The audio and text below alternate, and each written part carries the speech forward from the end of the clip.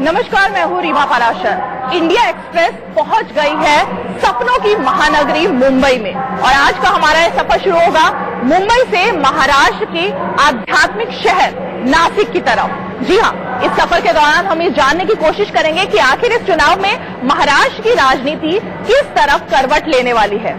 ये भी देखेंगे कि मुंबई, जहां पर कई सीटों पर कांटे की टक्कर है, वहां पर जनता आखिर क्या सोचती है। और दूसरी तरफ राज ठाकरे, जो इस पूरे चुनाव में एक बड़ी भूमिका के साथ निकलकर सामने आ रहे हैं। बिना चुनाव लड़े ही उनकी पार्टी लगातार नरेंद्र मोदी पर अपने वार को और तीखा करती जा रही है। और नासिक की राजनीति, जहां पर की दिग्गज छगन भुजबल की आन दांव पर लगी है। तो ये तमाम बातें हमारे इस सफर में चलती रहेंगी। आप भी चलिए हमारे साथ। कहते हैं मुंबई की रफ्तार कभी धीमी नहीं पड़ती। ये माया नगरी है और कुछ लोगों के लिए इतना बड़ा ये सपनों का शहर है कि लोग घर बार छोड़कर सपने अपने पूरे करने के लिए मुंबई में आते हैं और फिर यहीं के होके रह जाते हैं।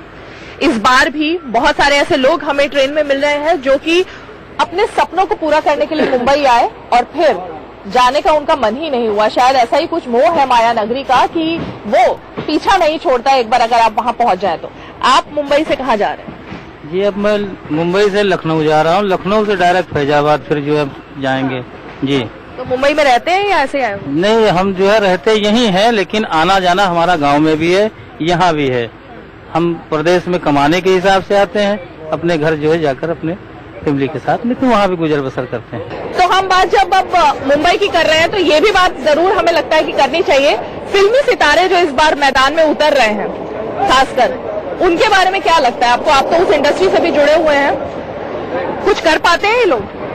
फिल्म इंडस्ट्री से जो है, जो लोग सिर्फ जो है उनकी एक चाहत होती है, जो लोग देखे नहीं रहते हैं उनकी एक चाहत होती है कि हम उस चीज को देखें। अब जैसे हम लोग हैं, अब उस चीज को हम लोग देखते हैं, तो जैसे कोई चीज एक होता है कि अगर देखते देखते इंसान जो है एकदम मतलब एक बोर वाला हिसाब होता है, तो अब हम लोग का जो है दिल भर चुका है। जो लोग नहीं देखे हैं उनको सोचना पड़ता है, अरे ये तो गोविंदा आए हुए, ये तो आमिर खान आए हुए, ये तो जो है सलमान खान आए हुए, मतलब वो उनके बारे में सोचते हैं लोगों। जी, मतलब एक इंसान का जो है एक लगाव होता है कि इस चीज से मतलब जो है अपना जुड़े रहते हैं, तो काम करते हैं लोग। आप कहाँ से कहाँ जा रहे हैं? मैं भी मुंबई से लखनऊ जा रहा हूँ। मुंबई में काम करते हैं? जी। क्या काम करते हैं? मेरा बुटीक की दुकान है। अच्छा, ये बताएं कि जो हम बात कर रहे हैं कि फिल्मी सितारे जो इस बार राजनीति में उतर आए हैं, पार्टियां अपने लोगों को टिकट नहीं दे रही लेकिन बड़े बड़े फिल्मी सितारों को टिकट दे रही हैं। आपको लगता है ये राजनीति के लिए ठीक है, लोगों के लिए ठीक है? ये लोग जब राजनीति में आते हैं उसके बाद कुछ कारगर हो पाते हैं काम? सबको अपनी किस्मत आजमानी चाहिए, वो भी अपनी किस्मत आजमा रहे, शायद उनके आगे कुछ भविष्य में होगा। और पॉलिटिक्स तो होती रहती है भाई, इंडिया है, अपने अपने हिसाब से हर पार्टियां पॉलिटिक्स कर रही हैं और शायद होती रहेगी ये चीजें। लेकिन लोग सिर्फ उनको देखने के लिए, ग्लैमर देखने के लिए जाते हैं, वोट भी देते हैं, लेकिन उसके बाद आपको लगता है कि जनप्रतिनिधि के तौर पर ये लोग काम कर पाते हैं? नहीं, मुझे तो नहीं लगता, क्योंकि ये खुद अपने में इतने बिजी होते हैं कि आम जन प्रतिनिधि के लिए इनके पास समय कहाँ है और वो अपने में ही बिजी रहते हैं। तो मुझे तो नहीं लगता कि ये आम जनता के लिए कुछ करेंगे, बस इन्हें एक पब्लिसिटी चाहिए और पब्लिसिटी के हिसाब से काम करते हैं। इस बार बहुत सारे राजनेता मैदान में आ रहे हैं जो कि नेता बनने के लिए, पूरी तरह से राजनेता बनने के लिए अभिनेता तैयार हैं। इस ट्रेंड को आप पॉलिटिक्स में कैसे देख रहे हैं? मेरे हिसाब से तो ये चीज गलत है, क्योंकि अगर ये सब चीज में फिल्म सितारे अगर उतर जाएंगे तो फिर एजुकेटेड पर्सन कहाँ जाएंगे? देश को चलाने के लिए एजुकेशन की बहुत जरूरत है, तो एजुकेटेड पर्सन अगर ये चीज में उतरे तो बहुत बेहतर होगा, इंडिया के लिए भी बहुत बेहतर हो सकता है आगे। तो इन्हें लोग जिताते हैं, उनके बारे में क्या कहेंगे आप? लोग तो जिताएंगे, उनके चाहने वाले उन्हीं को फैन रहते हैं, बट सबका मानना एक रहता है कि देश को चलाने के लिए एजुकेटेड पर्सन के हाथ में रहना चाहिए।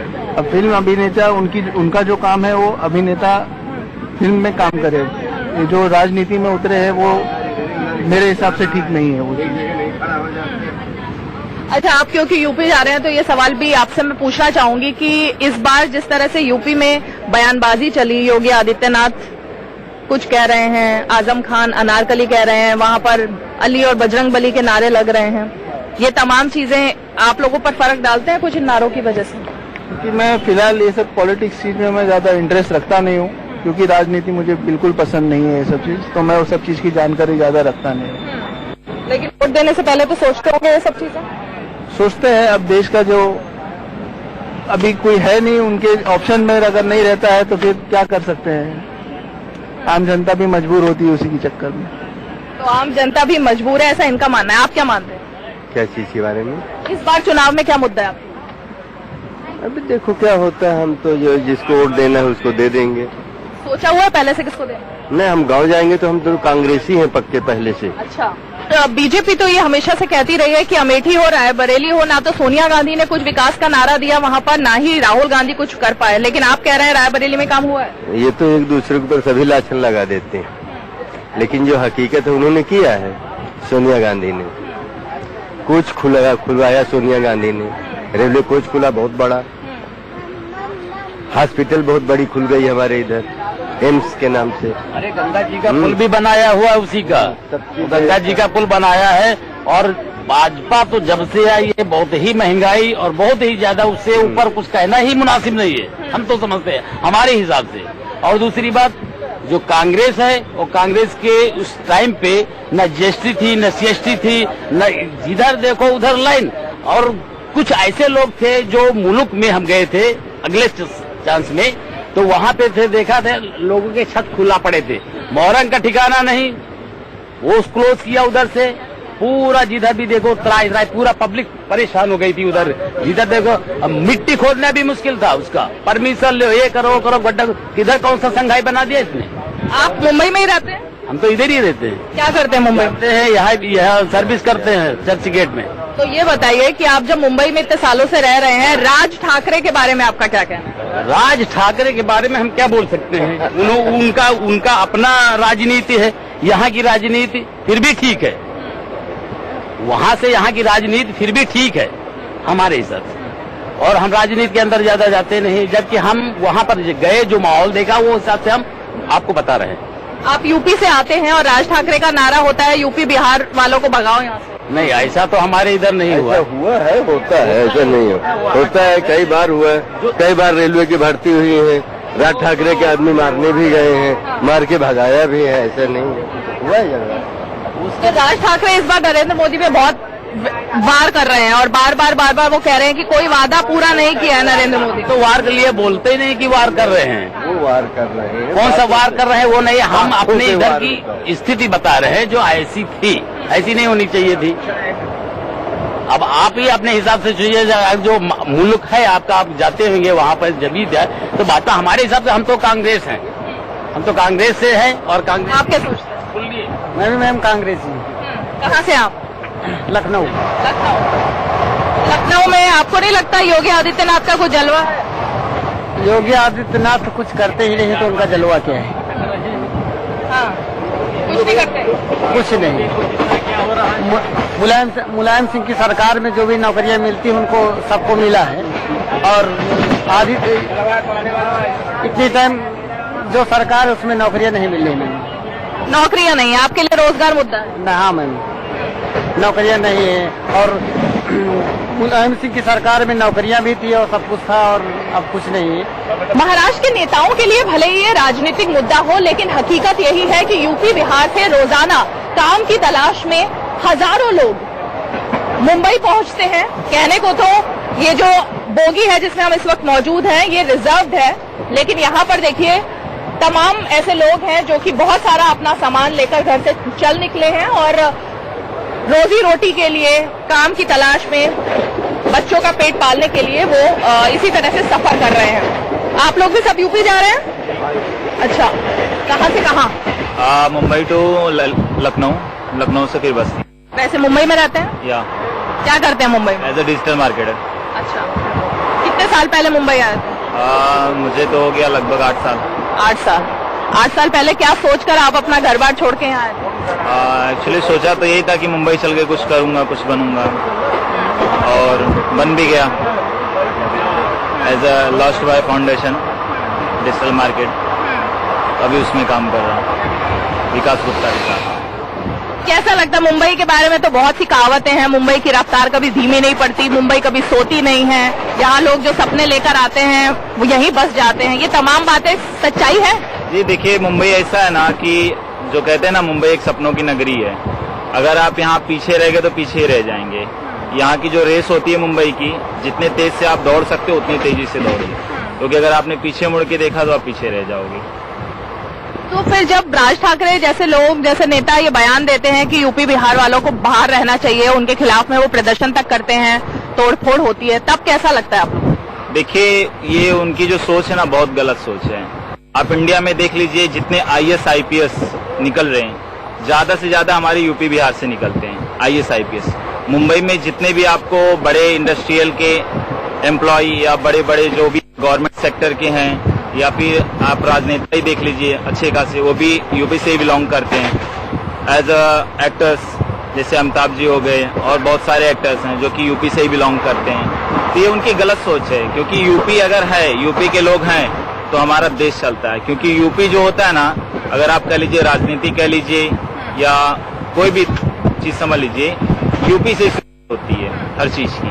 क्योंकि यूपी ऐसा स्टेट है कि जहाँ से लोग कहीं भी जाते हैं उस जगह को बना देते हैं। आप मुंबई देख लीजिए, मुंबई में आपको 60% यूपी और बिहार के मिले, 40% में महाराष्ट्र अदर। तो आप लोग जब अपना घर छोड़ करके यहाँ आए हैं तो वोट डालने के लिए वापस जाते हैं?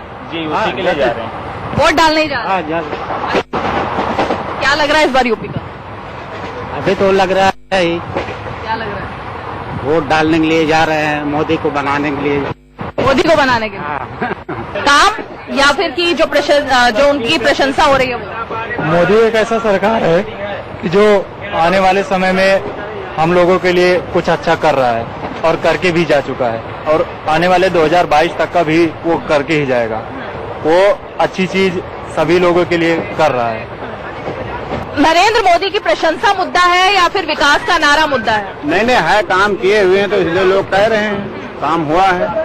राज ठाकरे तो कह रहे हैं कोई काम ही नहीं हुआ इन 5 सालों में। वो यहाँ बम्बई में रहते हैं मैडम, पूरे इंडिया में थोड़ी नहीं रहते। सिर्फ महाराष्ट्र की खबर बता सकते हैं, बाकी हर जगह काम हुआ। किसानों का, व्यापारियों का, हर एक आदमी का तो काम हुआ है।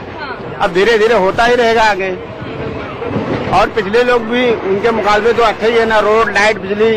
जिस गांव में बरसों से लाइट नहीं थी, लाइट आ गई है। आपका गांव कौन सा है? बस्ती जिला। अच्छा, जी हाँ। वहाँ क्या विकास हुआ है? बहुत विकास हुआ, रोड, लाइट, किसानों के बैंक में पैसे आना, सालाना 6,000 चालू ही हो गया। अब धीरे धीरे कोई भी काम, आवास, बाथरूम, संडास सब अच्छा हो गया हिसाब तो आपको नहीं लगता वहाँ पे महागठबंधन जो काम कर रहा है उससे कुछ फायदा? नहीं, जो काम किया है मैडम वही आएगा। गठबंधन हो या कोई भी बंधन हो, कोई मतलब नहीं है। कोई मतलब नहीं। काम देखकर ना। महागठबंधन जो है, आपका महागठबंधन जो है वो मतलब सरकार बनाने के लिए नहीं लड़ रहा है चुनाव, वो सिर्फ मोदी जी को हराने के लिए लड़ रहा है। क्योंकि 34-35 सीटें सपा की और बसपा की ऐसे कुछ हैं, जो कि अगर दोनों की महागठबंधन सरकार भी बनती है तो उनको किसी तीसरी पार्टी को ऐड करना होगा, तब वो सरकार बना सकते हैं। अगर दोनों सिर्फ महागठबंधन चाह के सरकार बनाए तो सरकार नहीं बना सकते। और जो वोट अगर उनको देता, तो मैं उनसे बताना चाहूंगा कि अगर आप महागठबंधन को वोट दे रहे हैं तो आप ये मत सोचिए कि हम महागठबंधन को वोट देके अखिलेश या मायावती को जिता रहे हैं। आप जिता नहीं, क्योंकि उनको जीतना ही नहीं है, उनकी सरकार बननी ही नहीं है। बनेगी तो मोदी की सरकार। क्योंकि मैं आपको बता दूं, मैं ऐसे गांव से हूं, एक छोटे से गांव से हूं, कि आज मेरी उम्र 26 साल की हो गई है। ओके, और 26 साल जब से मैं पैदा हुआ हूं आज तक मेरे गांव में, उसके पहले भी लाइट नहीं थी, और अभी 2 साल हुआ मेरे गांव में लाइट आए। तो मैं कैसे मान लूं कि विकास नहीं हो रहा है? इनका कहना है कि विकास हो रहा है। और आपका गांव कौन सा है? मेरा गांव में उत्तराखंड है। उत्तराखंड से हैं आप? उत्तराखंड में तो हो चुका चुनाव, क्या लग रहा है देश का मूड? चुनाव के लिए नहीं जा रहा हूँ मैं, मेरी फसबत के लिए जा रहा हूँ। मेरा तो यही मानना है कि देश में खाली काम के नाम पे खाली जुमलेबाजी हुई है, जो कि आगे नहीं चलने वाला है। और इनसे अगर सवाल पूछो तो ये बोलते हैं कि तुम देशद्रोह का काम कर रहे हो। बस इनका यही कहना है और कुछ नहीं है। आप ही देख रहे हो 5 साल में कितना इन्होंने पब्लिक की भलाई के लिए कौन सा काम किया है, आप ही बोल सकते हो। एक GST लाया, उसमें छोटे छोटे व्यापारी पूरे मर गए हैं। फिर एक नोटबंदी लाया, उसमें गरीब लोग पूरे मर गए हैं। खाली काम के नाम पे जुमलेबाजी हो रही है और कुछ नहीं हो रहा है। तो आपको लगता है सिर्फ बीजेपी जुमलेबाजी कर रही है, बाकी लोग 110% 5 साल में जुमलेबाजी बाकी लोग भी जुमलेबाजी कर रहे हैं? जुमलेबाजी खाली विरोध कर रहे हैं। वो बोल रहे हैं कि वो देशद्रोह का काम कर रहे हैं, बाकी देशद्रोह का काम नहीं है। सवाल पूछ रहे हैं, उनका जवाब दो। सवाल पूछने का मतलब क्या, तुम देशद्रोह मान जाओगे उसको? खाली राष्ट्रभक्त के नाम पे जुमलेबाजी छोड़ दिया कि हम राष्ट्रभक्ति सिखा रहे हैं, और कई सालों से ये लोग राष्ट्रभक्ति सिखा रहे हैं। तो इनका तो मानना है कि चुनाव में नारे ही नारे दिए जा रहे हैं, जुमलेबाजी ही जुमलेबाजी है सिर्फ, और चुनाव के बाद फिर से वही हाल हो जाएंगे कि काम के नाम पर जीरो, और उसके बाद नेताओं की जो चांदी है वही हो जाएगी। इस सफर के दौरान हमने देखा कि किस तरह से यूपी से जो लोग काम की तलाश में महाराष्ट्र आते हैं, मुंबई आते हैं, उन्हें उनके खिलाफ दिए गए नारों से किस तरह से चोट पहुंचती है, और वो आखिर इन सब के बारे में क्या सोच रखते हैं। तो फिलहाल इस सफर के बाद हमें दीजिए इजाजत। नमस्कार।